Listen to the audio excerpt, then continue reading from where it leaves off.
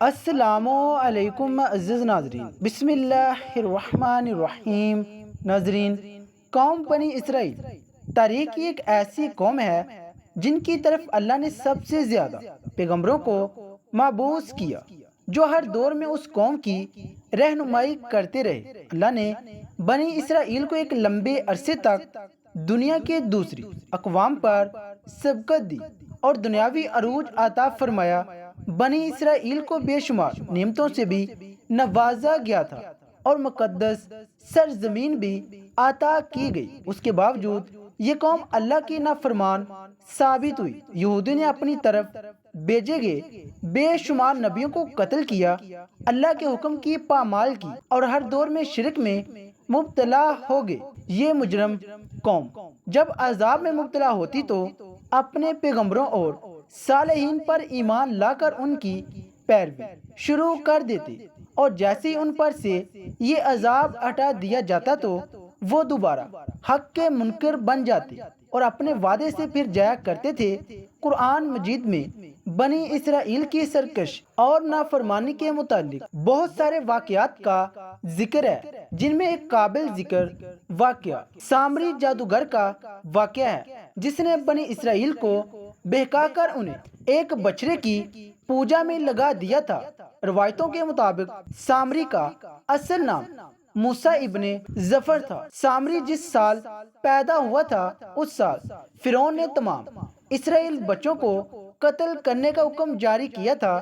جب سامری کی ماں کو یہ خطرہ محسوس ہوا کہ فرعون کے سپاہی اس بچے کو قتل کر دیں گے، تو اس نے اپنے بچے کو دور جنگل کے ایک غار میں رکھ دیا اور اوپر سے پتھر سے بند کر دیا۔ ادھر اللہ نے اپنے فرشتے جبریل امین کو اس بچے کی حفاظت اور غذا دینے کے کام پر مامور کر دیا، لہذا جبریل علیہ السلام اس غار میں آتے اور اپنی انگلی اس بچے کو چٹا دیتے، جس سے دودھ اور شہد جاری ہو جاتا۔ اس طرح حضرت جبریل نے اللہ کے حکم سے اس کو اپنی انگلی سے دودھ پلا کر پالا، اور اسی غار میں وہ پل کر بڑا ہو گیا۔ اس کا نام بھی موسیٰ تھا، اور حضرت موسیٰ علیہ السلام کا نام بھی موسیٰ تھا۔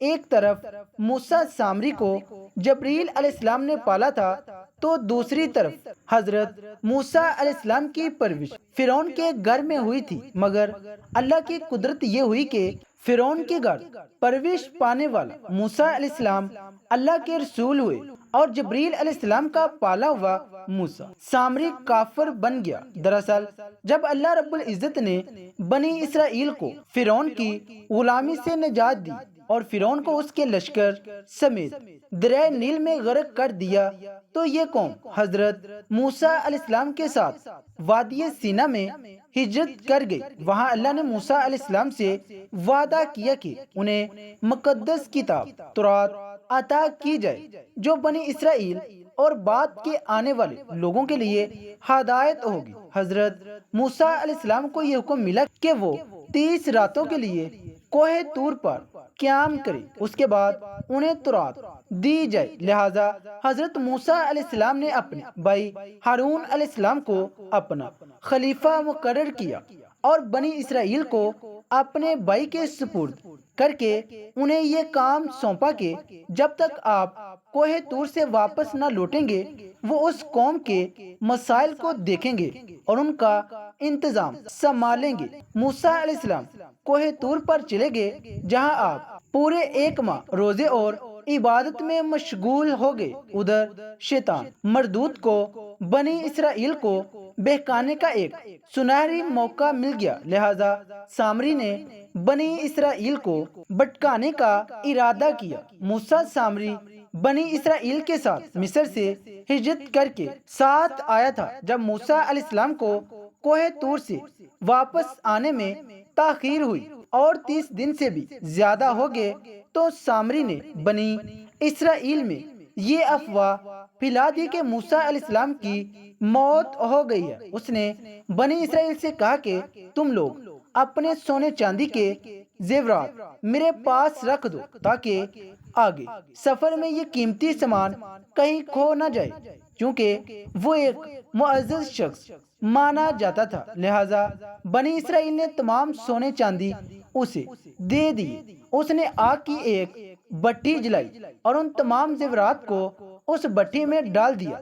دیکھتے ہی دیکھتے سونے چاندی پگھلنے لگے اور اس بھٹی سے ایک گائے کی بچھڑے کی شکل کی مورتی نکلی۔ سامری کے پاس اس جگہ کی مٹی تھی جس جگہ جبریل علیہ السلام کے گھوڑے نے قدم رکھا تھا۔ اس نے جیسے ہی وہ مٹی اس بے جان بچھڑے میں ڈالی تو وہ گائے کی طرح آواز نکالنے لگا۔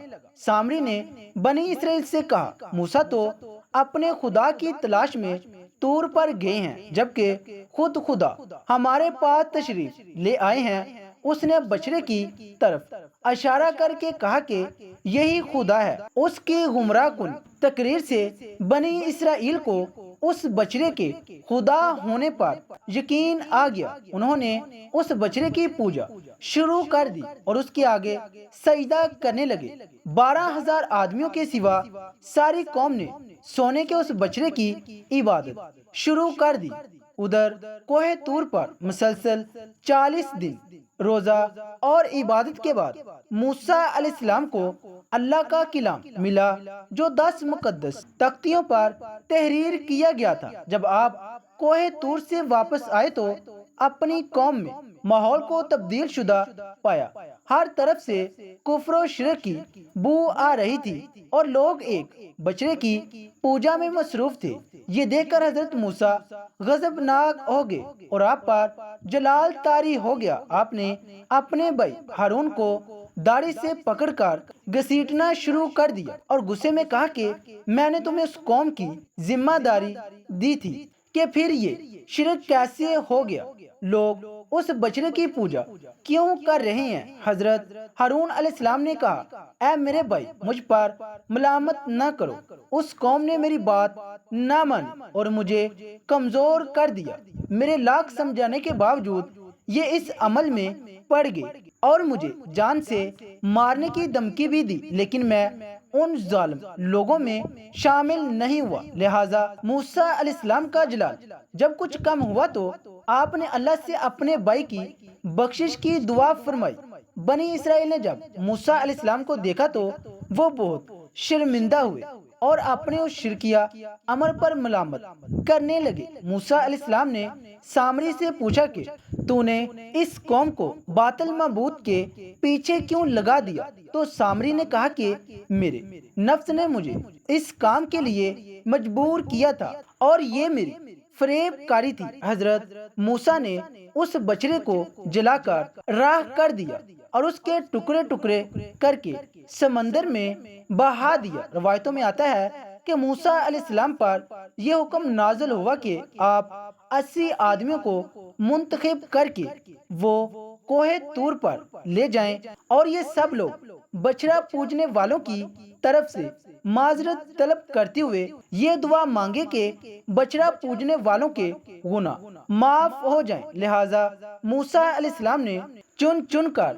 اچھے اور صالح آدمی کو ساتھ لیا اور کوہ طور پر تشریف لے گئے۔ جب لوگ وہاں معافی طلب کرنے لگے تو اللہ کی طرف سے آواز آئی، اے بنی اسرائیل، میں ہی خدا ہوں اور میرے سوا کوئی معبود نہیں۔ میں نے ہی تم لوگوں کو فرعون کے ظلم سے نجات دے کر تم لوگوں کو بچایا ہے، لہٰذا تم لوگ فقط میری ہی عبادت کرو اور میرے سوا کسی کو مت پوجو۔ اللہ کا یہ کلام سن کر یہ 80 آدمی کہنے لگے، اے موسیٰ، ہم ہرگز آپ کی بات نہ مانیں گے جب تک ہم اللہ کو اپنے سامنے نہ دیکھ لیں۔ یہ 80 آدمی اپنی ضد پر قائم رہے کہ ہم کو اللہ کا دیدار کروائیں ورنہ ہم ہرگز نہیں مانیں گے۔ حضرت موسیٰ علیہ السلام نے انہیں بہت سمجھایا لیکن وہ اپنی بات پر اڑے رہے، یہاں تک کہ اللہ نے اپنے